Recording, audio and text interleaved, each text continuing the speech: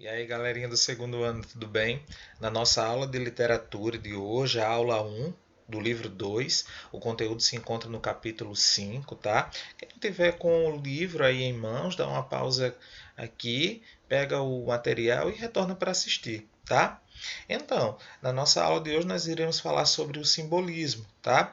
O simbolismo é uma estética literária que se desenvolve aqui no Brasil após o período do parnasianismo, lá no século XIX, tá? E o simbolismo é uma estética literária que não fez sucesso aqui no Brasil.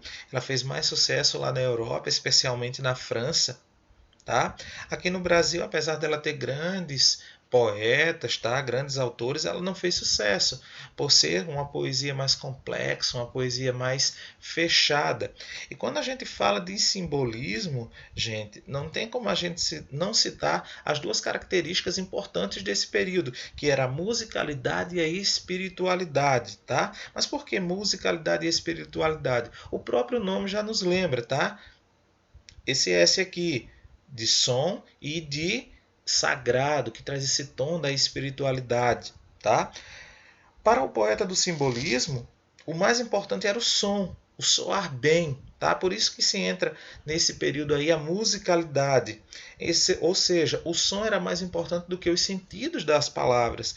Então, é por isso que os autores desse período aqui, eles fazem uso da aliteração, que é a repetição das consoantes, a assonância, que é a repetição das vogais, e também eles utilizavam outras figuras de linguagem que tinham a ver com a sonoridade, tá?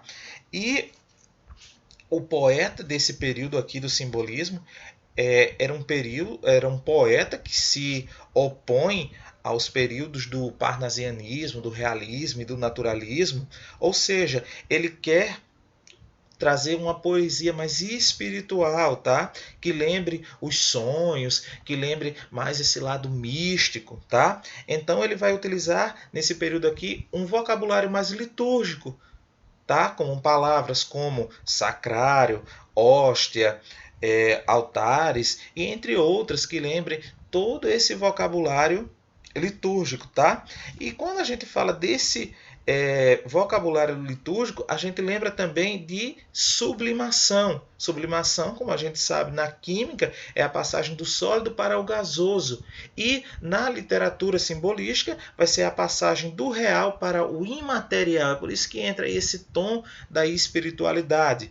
Então, o período do simbolismo ele fica marcado pelas figuras de linguagem relacionadas ao som, que foi essas daqui que eu citei para vocês, a literação, a assonância e outras que têm a ver com a sonoridade, teve o seu marco inicial com a publicação do Missal e Broquéis de Souza e Cruz, tá? Cruz e Souza, na verdade, e tem início aqui na segunda metade do século XIX, tem como características o antirracionalismo, pregava o subjetivismo, também uma característica aí do romantismo, o misticismo, que é onde vai entrar toda essa parte da espiritualidade, o apelo sensorial, tá? Por isso que ele vai utilizar as figuras de som, a imaginação também, a fantasia, o ritmo da musicalidade também nessa poesia e a espiritualidade, como eu já havia falado para vocês. E quando a gente fala desse período do simbolismo, nós temos que citar os dois autores consagrados, tá, do simbolismo. O primeiro, Cruz e Souza, tá, que sofreu preconceito por ser filho de escravos, tá? Ele tinha uma preocupação formal com o mistério, de explorar esse lado da espiritualidade, a sonoridade, ele também utilizou bastante aqui nas suas obras, ele tinha uma linguagem rica e temas ligados ao erotismo também, tá? Porque já é uma estética que veio após o período do naturalismo e do parnasianismo. E outro que nós não podemos deixar de citar é Alfonso de Guimarães, tá? Que era apaixonado pela morte, tá? O cara fala da morte da mulher amada, tá? E com isso ele vai trabalhar também com os temas do miticismo, da melancolia, da dor por ter perdido a mulher amada e ele vai tratar de todo esse processo da morte, Beleza? Então o simbolismo ele é marcado por essas duas estéticas.